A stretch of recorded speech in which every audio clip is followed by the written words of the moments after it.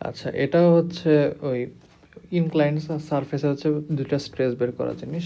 কোয়েশ্চেনটাই বলছে যে একটা steel pipe of 12 inch outer diameter, মানে বেসিক্যালি আমার স্টিলের পাইপের যে অ্যাক্সিস সেটা যদি এটা হয়, তাহলে আমার এই যে আউটার ডায়ামিটারটা হচ্ছে 12 ইঞ্চ, আর এটা হচ্ছে একটা 1/4 ইঞ্চ থিক প্লেট দিয়ে বানানো হয়েছে। তার মানে বেসিক্যালি এই যে এইটা এটা হচ্ছে আমার আউটার ডায়ামিটার 12 ইঞ্চ, আর এটা হচ্ছে আমার 1/4 ইঞ্চ, মানে বেসিক্যালি এইটুকু হচ্ছে আমার 1/4 ইঞ্চ থিকনেস।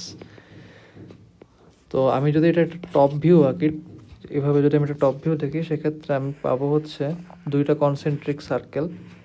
কনসেন্ট্রিক সার্কেলের মধ্যে বাইরের যেটা, মানে আমি যদি সেন্টার থেকে বাইরের যে সার্কেল, সেটা ডায়ামিটার হচ্ছে 12 ইঞ্চ। অ্যান্ড বলছে যে এটা হচ্ছে একটা প্লেট, এটা একটা প্লেট অ্যান্ড ভিতরটা অবশ্যই হলো।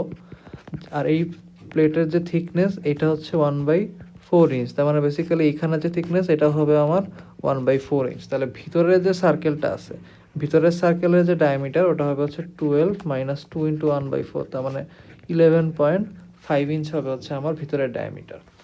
আচ্ছা, এখন এরপর কি বলছে যে এই যে পাইপটা এটা হচ্ছে 1/4 ইঞ্চ থিক একটা প্লেট দিয়ে বানানো, ঠিক আছে, এবং এটা ওয়েল্ডিং করা হয়েছে along a helix that forms an angle 25 degree with a plane perpendicular to the axis of the pipe। আচ্ছা, অ্যাক্সিস অফ দ্য পাইপ হচ্ছে এইটা জিওমেট্রিক অ্যাক্সিস।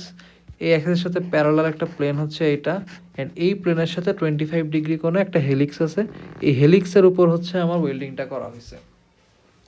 সো বেসিক্যালি যে এইখানে একটা আমরা সারফেস পাবো, এই সারফেসটা হচ্ছে এই মানে ইনিশিয়ালি যে হরাইজনটা তার সাথে 25 ডিগ্রি কোণ করা আছে, তার মানে এইটাই বেসিক্যালি আমার থিটা।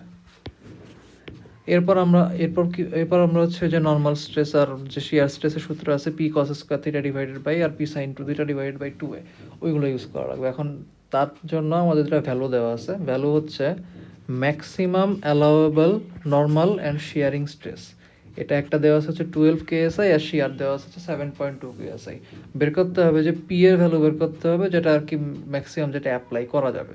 তার মানে বেসিক্যালি যে দুইটা ভ্যালু দেওয়া আছে, এই দুইটা ভ্যালু ফর্মুলা অনুযায়ী বসায় আমাদের পি এর দুইটা মান আসবে। এখন ওইটার মধ্যে থেকে ছোটটা বের করা লাগবে, কারণ বড়টা যদি নেই সেক্ষেত্রে দেখা যাবে একটা হচ্ছে আমার কন্ডিশনকে স্যাটিসফাই করতেছে আর একটা কন্ডিশনকে ব্রিচ করতেছে, এই জন্য হচ্ছে আমাদের ছোটটা নেওয়া লাগবে। তো আমি যদি প্রথমে নর্মাল ফোর্সের সূত্র বসাই, নর্মাল স্ট্রেস হচ্ছে P cos square theta divided by A. P এর ভ্যালু আমাদের লাগবে কস স্কোয়ার থিটা, থিটা হচ্ছে 25 ডিগ্রি, তার মানে কস স্কোয়ার 25 ডিগ্রি। এ হবে হচ্ছে আমরা দেখছিলাম যে দুইটা কনসেন্ট্রিক সার্কেল, তাহলে এদের মধ্যবর্তী যে এরিয়া, তো এই এরিয়াটা হবে হচ্ছে pi into D out square minus D in square divided by 4। D out বলা আছে হচ্ছে 12 ইঞ্চ, তাহলে এখানে 12 স্কোয়ার, আর ডি ইন আমরা পাইছিলাম হচ্ছে এখানে 1/4 বাদ যায়, এখানে 1/4 বাদ যায়, তাহলে 11.5 হোল স্কোয়ার, এবং নিচে যে 4 এটা আমি সরাসরি উপরে পাঠিয়ে দিলাম। আর এই সিগমার ভ্যালু কত দেওয়া আছে, 12 KSI is equal two 12 KSI. এখান থেকে আমি পি এর একটা ভ্যালু পাবো, দেখি কত আসে, 12 into pi into 144 minus 11.5 square divided by 4 divided by cos 25 square. এখানে পি এর ভ্যালু আসে হচ্ছে 134.82, এবং যেহেতু এটা কেএসআই ছিল তাহলে এটা হচ্ছে কেআইপি কিপ। আর সিমিলারলি আমি যদি শিয়ার স্ট্রেসের ভ্যালু কালেক্ট করি, সেক্ষেত্রে হবে হচ্ছে P sine 50 degree divided by 2a, তার মানে 2 into pi into 12 square minus 11.5 square, আর এখানে চলে আসবে 4। এই টাওয়ের ভ্যালু কত, টাওয়ের ভ্যালু হচ্ছে 7.2। এখান থেকে পি এর আরেকটা ভ্যালু আসবে, দেখা যাক কত আসে, 7.2 into 2 pi into 144 divided by 11.5 square divided by 4 sine 50।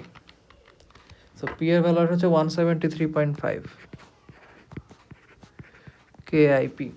তো দুইটার মধ্যে ছোট হচ্ছে এটা, সো বেসিক্যালি আমার এই 134.82 কিপ এটা ইউজ করা লাগবে। আমি এটা আরেকটু চেক করে দেখি যে answer into cos 25 square into 4 divided by pi into 144 minus 11.5 whole square. হ্যাঁ ঠিক আছে, 12 কি, তার মানে আমার এই যে এটাই হবে হচ্ছে অ্যান্সার। গেল 1.33।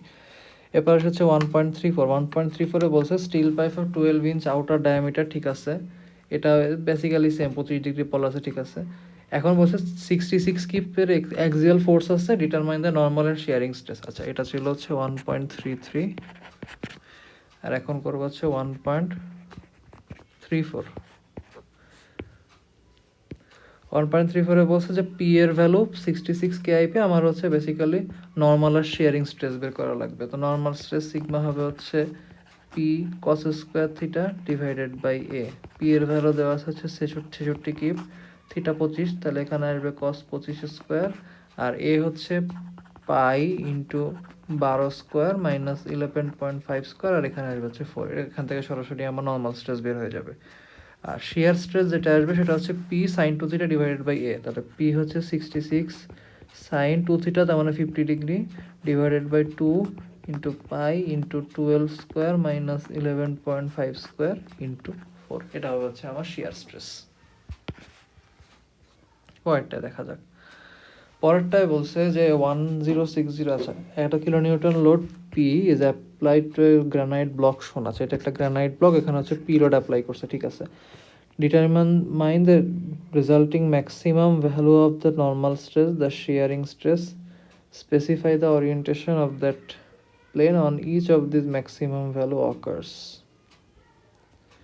আচ্ছা, তো এখানে বেসিক্যালি বলছে কি যে এমন এক মানে প্লেনের ওরিয়েন্টেশন বলতে হবে যেখানে হচ্ছে নর্মাল স্ট্রেস আর শিয়ার স্ট্রেসটা কাজ করতেছে। তো বেসিক্যালি আমাদের এখানে প্রথমে নর্মাল স্ট্রেস আর শিয়ার স্ট্রেসের সূত্রটা লাগবে। এটা হচ্ছে 1.35। নর্মাল স্ট্রেসের সূত্র আমরা পাইছি হচ্ছে sigma is equal to P cos square theta divided by A. এখন পি কনস্ট্যান্ট, এ তো বেসিক্যালি আমার এই যে বেজ এটার এরিয়া, তো এটাও কনস্ট্যান্ট, শুধুমাত্র এই কস স্কোয়ার থিটার উপর ডিপেন্ড করতেছে। এখন কস স্কোয়ার থিটার আমার সর্বোচ্চ হবে যখন theta is equal two 0 degree হবে অথবা 180 ডিগ্রি হবে। 180 দিয়ে আমাদের কাজ নেই, 180 দিলে সেম চলে আসে, তাহলে theta is equal two 0 degree. তার মানে থিটা ইজ ইকুয়াল টু 0 হলে আমি হচ্ছে ম্যাক্সিমাম নর্মাল স্ট্রেস পাবো। আর সেক্ষেত্রে তাহলে আমি যদি এখানে বসাই দিই, সেক্ষেত্রে পি এর ভ্যালু হচ্ছে 1060 kilo newton cos 0 square divided by A. A হচ্ছে 140 আর 140, আচ্ছা, কিলো নিউটন, তাহলে এখানে 1000 দিয়ে দিলাম, ডিভাইডেড বাই 140 ইন্টু 140, এটা মেগা প্যাসকেলে চলে আসবে। এটা হচ্ছে আমার হাইয়েস্ট নর্মাল স্ট্রেস। এখন আমি যদি বিতে যাই যে শিয়ার স্ট্রেস, শিয়ার স্ট্রেসের যদি আমি ফর্মুলা লিখি, সেক্ষেত্রে আসবে হচ্ছে P sine 2 theta divided by 2a। Again এটার ভ্যালু ডিপেন্ড করতেছে আমার সাইন 2 থিটার উপর। সাইন 2 থিটার মান সর্বোচ্চ হবে যখন theta is equal two 45 degree হবে, মানে বেসিক্যালি তখন আমাদের সারফেসটা এরকম হবে যে এই কোণটা হচ্ছে আমাদের 45 ডিগ্রি। ফ্রন্ট ভিউ দেখালাম আর কি। তো theta is equal two 45 degree, সেক্ষেত্রে আমার ম্যাক্সিমাম যে শিয়ার স্ট্রেস ওটা আসবে হচ্ছে 1060 ইন্টু 10 কিউব ইন্টু সাইন 90 মানে 1 আর 2a, তাহলে 2 ইন্টু 140 ইন্টু 140, এটা হচ্ছে আমার ম্যাক্সিমাম শিয়ার স্ট্রেস। আচ্ছা, এরপর বলছে 1.36 এ কি central load P is applied to the granite block শোন, ঠিক আছে, knowing that the resulting maximum value of the শিয়ারিং stress in the block is 18 megapascal. Determine the magnitude of P, the orientation of the surface on which the maximum shearing stress occurs, the normal stress exerted on that surface, maximum value of the normal stress in the block. আচ্ছা, এখানে বলছে যে P apply করা হয়েছে এবং maximum shear stress পাওয়া গেছে 18 megapascal. তার মানে ম্যাক্সিমাম শিয়ার স্ট্রেস আমরা যে এইখানে বের করছি যে যখন theta is equal two 45 degree হয় তখন হচ্ছে আমাদের ম্যাক্সিমাম শিয়ারিং স্ট্রেস পাওয়া যায়। তো তার মানে আমার এই যে ওরিয়েন্টেশন অফ দ্য সারফেস, মানে বুঝতেছি যেহেতু ম্যাক্সিমাম শিয়ার স্ট্রেস আসছে তাহলে ওরিয়েন্টেশন হচ্ছে 45 ডিগ্রি। আর সেক্ষেত্রে ম্যাগনিটিউড অফ পি, আর ম্যাগনিটিউড অফ পি বের করার জন্য সরাসরি সূত্র বসালেই হয়ে যাবে যে কত দেওয়া আছে 18 মেগাপ্যাসকেল, তাহলে 18 is equal to P sine 2 theta. এখন পি এর ভ্যালু লাগবে সাইন 2 থিটাতে, ওটা হচ্ছে এখানে সাইন 2 ইন্টু 45, তার মানে 1 ডিভাইডেড বাই 2 ইন্টু 140 ইন্টু 140, এখান থেকে আমি সরাসরি পি এর ভ্যালু পাবো, ঠিক আছে। এরপর সিতে কি বলছে, সিতে হচ্ছে normal stress exerted on that surface. আচ্ছা, এখানে পি এর ভ্যালু বের করি যে 18 দুগুণে 36 ইন্টু 140 স্কোয়ার, এটা চেঞ্জ করতেছি না আপাতত। এখন বলছে আমার হচ্ছে ওই সারফেসের উপর নর্মাল স্ট্রেস কত আসতেছে, তাহলে নর্মাল স্ট্রেস আসবে হচ্ছে sigma is equal to P cos square theta divided by A, তার মানে 140 ইন্টু 140। পি এর ভ্যালু বসাই দিই 36 ইন্টু 140 স্কোয়ার, কস স্কোয়ার থিটা মানে হচ্ছে কস 45 ডিগ্রি এর স্কোয়ার, আর এখানে 140 এর স্কোয়ার, 140 স্কোয়ার কাটা যায়, কস স্কোয়ার 45 আসে হচ্ছে 1/2, 1/2 আর 36 কাটা গেলে 18, তার মানে 18 মেগাপ্যাসকেল। এখন খেয়াল করলে দেখা যাবে যে 18 মেগাপ্যাসকেল যেটা ছিল এটা বেসিক্যালি শিয়ারিং স্ট্রেসের ভ্যালু ছিল। তার মানে যখন আর কি যে theta is equal two 45 degree হয়, তখন এই নর্মাল স্ট্রেস আর শিয়ার স্ট্রেস সমান হয়ে যায়। মানে শিয়ার স্ট্রেসের যে ম্যাক্সিমাম ভ্যালু ওইটাই হয় হচ্ছে তখন ওই সারফেসে নর্মাল স্ট্রেসের ভ্যালু। আচ্ছা, সি গেল। এরপর ডিতে আসি। ডিতে বলছে maximum value of the normal stress in the block. যেহেতু ম্যাক্সিমাম নর্মাল স্ট্রেস চাইছে, সেক্ষেত্রে আমাদের থিটা ইজ ইকুয়াল টু 0 ধরতে হবে।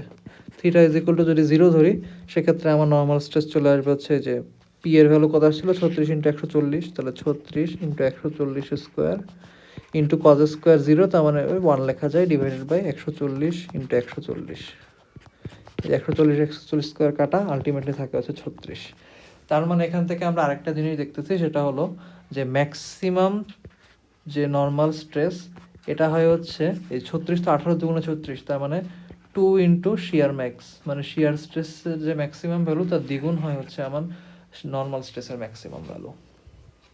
আচ্ছা, 1.36 রান। আচ্ছা, এরপর একটা ফ্রেম, এটা পরে দেখতেছি।